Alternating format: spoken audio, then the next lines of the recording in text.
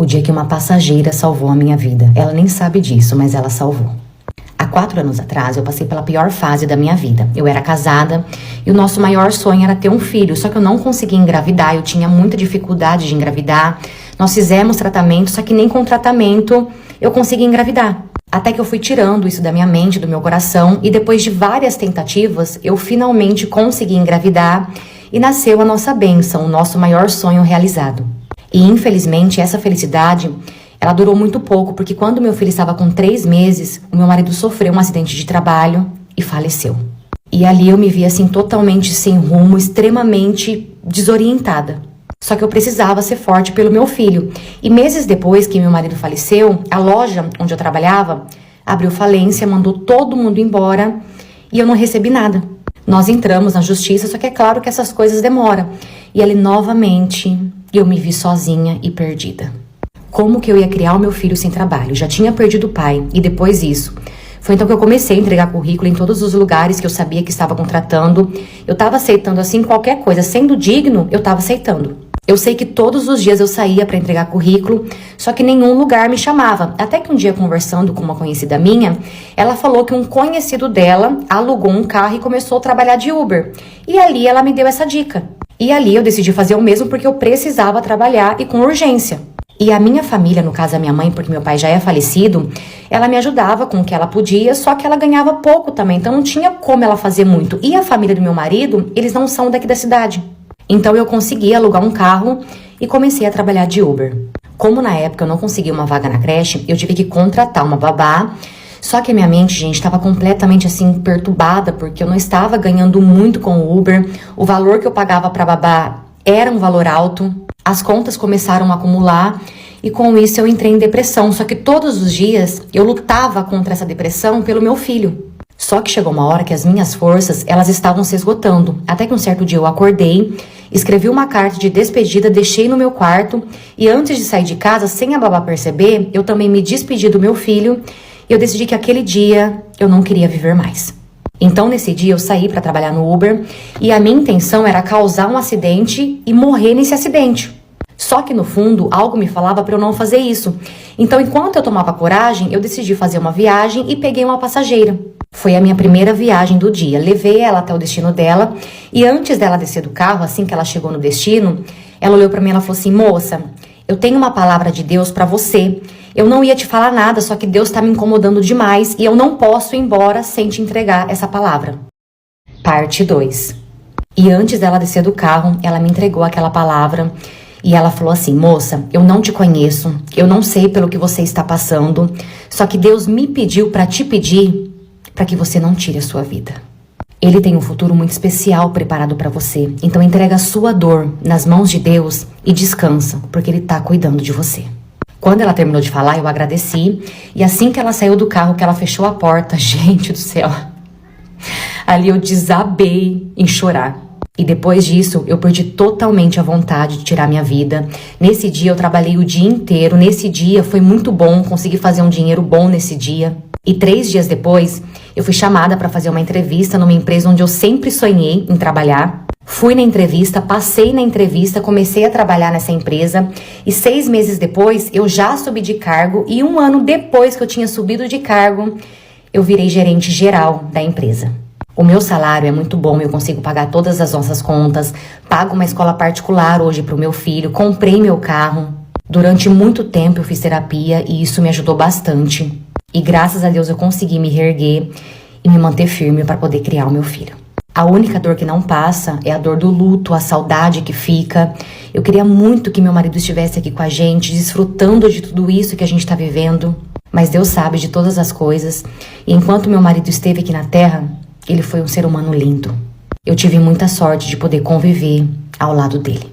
E no dia que isso aconteceu, eu voltei para casa e a primeira coisa que eu fiz quando eu cheguei em casa foi rasgar aquela carta de despedida que eu tinha feito. Aquela passageira nem sonha, mas ela foi usada por Deus para salvar minha vida. Essa história também não é minha, e sim de uma seguidora que mandou pra mim lá no PP Vizinho. Aproveita e vem me acompanhar lá também, você já sabe, né? Eu vou amar ter você comigo lá todo dia. Tchau! Eu acabei com o meu casamento 2 meses depois de eu ter me casado, porque eu escutei uma conversa do meu marido com o melhor amigo dele atrás da porta. Eu tava atrás da porta, eles estavam de fofoquitas e eu escutei e eu acabei com o meu casamento. Há quem diga que eu exagerei. Minha mãe diz que eu exagerei, que foi bobagem, que eu acabei com um casamento com um pretendente muito bom. Minha mãe é aquela mulher de antigamente que aceita chifre do meu pai e afins. Só que eu não podia continuar casada com aquele homem, porque eu não ia ter paz. Ele acabou com a minha autoestima como mulher, então eu não ia continuar casada com ele. E foi 2 meses depois, gente, de eu ter me casado com ele, eu acabei com o casamento. Eu gastei rios de dinheiro, porque ele não pagou o casamento todo sozinho, mas eu acabei. Mas vamos à contextualização das histórias pra vocês entenderem. Quando aquele jumento, vulgo Jurandir, me pediu em casamento, falei pra ele que tava muito cedo, mas ele dizia que me amava mais que tudo, que não, que a gente tinha que casar. Eu tava terminando a faculdade, então eu falei pra ele, vamos esperar eu terminar a faculdade. Não, vamos casar, porque aí você vai terminar a sua faculdade no nosso lar, no conforto, que eu não sei o que. Ele começou a botar na minha cabeça, eu já tava com ele há 2 anos, e aí eu falei assim, cara, vou ter que casar com esse Jurandir. E esse Jurandir, gente, ele era amigo da minha família. Por isso que meu pai e minha mãe puxavam tanto o saco dele. Ele era amigo da minha família há anos, ficava ali me rondando há anos, até que ele conseguiu me convencer a namorar com ele. Fui gostando ali, gostei também, né? Ele era bom no trabalho. Aí eu acabei começando a namorar com ele quando eu vi que tava casada. Beleza, a gente casou. Gastou meu dinheiro, porque eu gastei, ele gastou, a família dele, minha família, todo mundo ajudou a casar. Já que era o sonho de todo mundo que eu casasse com ele, todo mundo também ia me ajudar. Tive a minha lua de mel, foi ótimo, fui pra Bahia, fiquei ali, amor, 15 dias, voltei, ficamos 15 dias em casa preparando as coisas, não sei o que, beleza. Passou-se 2 meses do nosso casamento. E aí ele resolveu fazer o nosso primeiro churrasquinho em casa. Primeiro a gente curtiu, né, toda a lua de mel, a adaptação. A gente sabe que o pós também é uma lua de mel. Éramos um casal fogoso e tal. Não tínhamos, né, gostava do negócio e tal, beleza. Aí ele falou, vamos fazer nosso churrasquinho. Eu falei, não, tranquilo então, vamos fazer o nosso churrasquinho. Chamamos nossos amigos e ele tinha um melhor amigo que eu não tinha nada contra ele. Era tipo assim, gente, não cagava, não cheirava, não fedia, não tava ninguém pra ele. Ele era um amigo ali, eu respeitava, ele respeitava as minhas amizades. Beleza, tava a minha família, a família dele, os nossos amigos, os nossos parentes, tava todo mundo, que é pra minha humilhação ser bem assim, na frente de todo mundo. Beleza, eu fiquei igual uma cachorra, cozinhando o dia inteiro pra todo mundo, fazendo molhinho, vinagrete pra aquele jumento que ele gostava, carne, era eu que assava, porque ele não era nem macho pra poder ir pra churrasqueira, aquela princesa, aquela donzela, era eu que ficava na churrasqueira pra aquele macho. Beleza, até que em um certo momento, ele e o amigo dele tava de fofoquita, conversando, não, que não sei o que, conversando aqui no tiquitim, e do nada eles se afastaram, foram mais pro finalzinho da casa, e eu percebi esse movimento, eu achei estranho, porque eles estavam com o telefone na mão. Eu falei, ué, estranho. Eu entrei, fingindo que eu ia pegar uma panela de arroz, entrei. Dei a volta lá por trás e fiquei atrás da porta, porque eles meio que sentaram assim, né? Tipo, era a porta da sala, eles sentaram no vãozinho que tinha ali e estavam sentados rindo pro telefone, horrores, conversando. Eu fiquei curiosa. Dei a volta, fiquei ali atrás da porta. E aí eu escutei ele falando com um amigo dele a seguinte frase: mano, você acha que se eu tivesse chance com uma dessa daqui, eu ia me casar com ela? Ela era eu, a jumenta, que tava igual uma cachorra o dia inteiro fazendo churrasco, porque o príncipe quis fazer churrasco pra todo mundo na casinha nova dele. É, casinha que eu ajudava ele a pagar aluguel, tá? Porque ninguém era nas costas de ninguém, ele era tudo dividido, porque ele era lascado, ele não era rico, então também tava ajudando. E aí ele falou, mano, olha essa daqui, olha esse espetinho, olha essa bunda, olha aí. E mostrando, falando várias características das mulheres. Provavelmente ele tava mostrando pro amigo dele um monte de mulher gostosa e falando que se ele tivesse escolha, se alguma daquela ali desse chance pra ele, desse oportunidade pra ele, ele jamais teria se casado comigo. E aí ele falou, antes de eu me casar com ela, eu mandei mensagem pra todas elas. Eu tentei sorte com todas elas, mas, mano, ninguém me respondeu. Então a gente tem que ficar com o que sobra, ou que tem que se satisfazer com o que tem. Eu era a sobra. Eu era o prêmio de consolação. Eu era o que ele tinha ali no momento. Gente, meu sangue ferveu. Eu dei um chute na porta que os dois caíram. Porque, tipo, a porta, ela abria assim. Eu chutei ela. Quando eu chutei, a porta caiu com tudo em cima deles, que eles caíram do outro lado. Menina, eu fui pra cima dele com tudo. Ele ficou desesperado, porque ele entendeu que eu tinha escutado tudo que ele tinha falado com o amiguinho dele, falando mal de mim horrores. Entendeu? Que eu era só um preminho de consolação. Fiz um escândalo. Ele apanhou Mark Tamborim no samba. O amigo dele não sabia o que fazer. Com todo o barulho dele apanhando. A família dele veio, minha família veio, todo mundo veio acudir. Contei pra todo mundo que eu tinha escutado, falando que ele tinha falado que eu era prêmio de consolação, que ele tava pensando que eu era o quê, que não sei o quê, e virou uma confusão e eu dei nele. No fim, eu me separei. Naquele dia mesmo eu saí de casa, peguei todas as minhas coisas, voltei pra casa dos meus pais. Minha mãe falou: você tá exagerando, não é assim, só a primeira briga de vocês, você já quer acabar com o casamento, isso tem conversa, isso não é motivo pra separar. Pra mim é, porque ele acabou com a minha autoestima. Eu não posso ficar casada com um cara que fala que se tivesse chance com outras mulheres, ele não teria casado comigo, que tentou a sorte com elas antes de casar comigo. Vocês acham que eu ia ser o quê? Uma boa corna. Gente, eu acabei com o casamento. Ele implorou, pediu pelo amor de Deus, falou que errou, que falou da boca pra fora, que só tava falando gracinha pro amigo dele, que pelo amor de Deus, que ele ia melhorar, que isso não ia acontecer de novo. Não perdoei, me separei e foi isso. Até hoje ele tenta voltar comigo e eu não quero. Não vou ficar casado com um cara que falou que eu era o resto que sobrou pra ele. Eu passei a maior humilhação do mundo quando eu fui furiafar com um boyzinho. Gente, eu gabaritei. Não tem como um ser humano vir aqui e falar pra mim: comigo foi pior. Porque eu acho que todo e qualquer tipo de situação que aconteça na furiafação não vai superar a minha. Porque não tem. Qual é a explicação disso? Não tem explicação. Tava conhecendo um menino e eu estava na minha fase de solteira. O que tinha acontecido? Eu tinha tomado um chifre, mas não foi um chifre qualquer, sabe? Porque parece que a minha vida tava numa fase de vamos se humilhar. E aí eu fui humilhada em todas as formas, até na minha solteirice. E aí eu tomei um puto de um chifre, entendeu? Com a minha melhor amiga. Meu marido me traiu com a minha melhor amiga. Eu tava casada com ele há 8 anos. Ele queria que eu aceitasse o chifre. Disse que a culpa era minha, que eu estava desgostosa do nosso relacionamento, que eu não sei o que, enfim. Fez o papel dele de macho, botou a culpa em mim, achou que eu ia lustrar meu chifre, meti o pé na puta dele e me separei. Minha melhor amiga dele uma peia nela e não falo mais com ela.